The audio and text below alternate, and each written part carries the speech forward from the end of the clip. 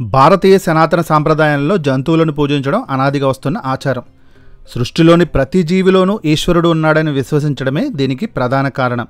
మానవ మనుగడ ఆరంభం నుంచే ప్రకృతితో, జంతువులతో సహజీవనం చేస్తూ ప్రకృతిని ఆరాధించడం సంస్కృతిలో భాగమైంది. ఇందులో భాగంగానే సర్పాలను కూడా దేవతలుగా పూజిస్తారు.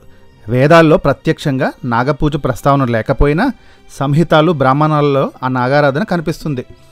నాగపామును నాగరాజుగా, నాగదేవతగా కొలుస్తారు.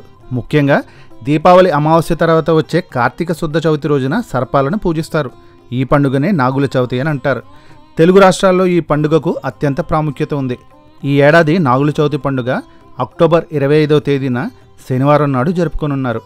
ఈ పండుగ రోజున భక్తులు గ్రామీణ ప్రాంతాల్లో లేదా పట్టణ ప్రాంతాల్లోని దేవాలయాల్లో ఉన్న పాము పుట్టల వద్దకు వెళ్ళి పూజలు నిర్వహిస్తారు.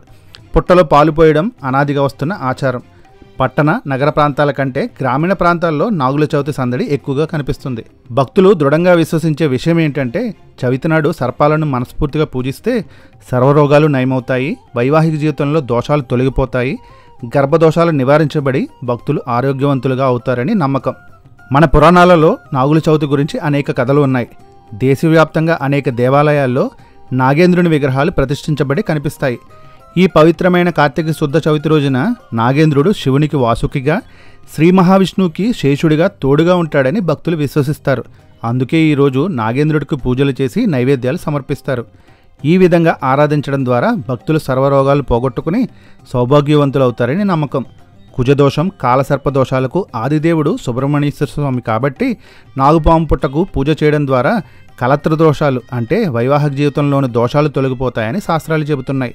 యోగా, ఆధ్యాత్మిక శాస్త్రాల ప్రకారం నాగుల చవితి ఆచారంలో అంతర్లీనంగా ఒక గొప్ప తాత్విక అర్థం ఉంది. మానవ శరీరంలో ఒక పుట్టుకతో పోల్చబడింది. దానికి 9 రంధ్రాలు అంటే నవరంధ్రాలు ఉన్నాయి. మానవ శరీరంలో నాడులతో నిండిన వెన్నుముక్కను వెన్నుపాము అని పిలుస్తారు. ఈ వెన్నుపాములోని మూలాధార చక్రంలో కుండలిని శక్తి పాము ఆకారంలో నిద్రాణమై ఉంటుందని యోగా శాస్త్రం వివరిస్తుంది. ఈ నిద్రావస్థలోని శక్తి మనిషిలోని కామ, క్రోధ, లోభ, మోహ, మదమాత్సరాలనే అంటే అరిషడ్ వర్గాలను విషాలను చిమ్ముతూ మనిషిలోని సత్వగుణ సంపత్తిని హరించివేస్తుందని చెబుతారు. ఇక నాగుల చవితి రోజున ప్రత్యక్షంగా విషసర్పాల పుట్టలను ఆరాధించి పుట్టలో పాలు వేయడం వెనుక ఉన్న లోతైన అర్థం ఇదేనని పెద్దలు చెబుతారు.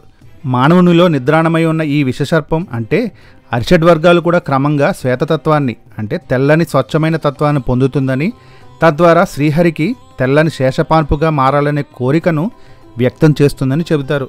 ఈ విధంగా పాలు పోయడం ద్వారా మనుషుల్లోని దుర్గుణాలు తొలగిపోవాలని ప్రార్థిస్తారు. జై శ్రీరామ్.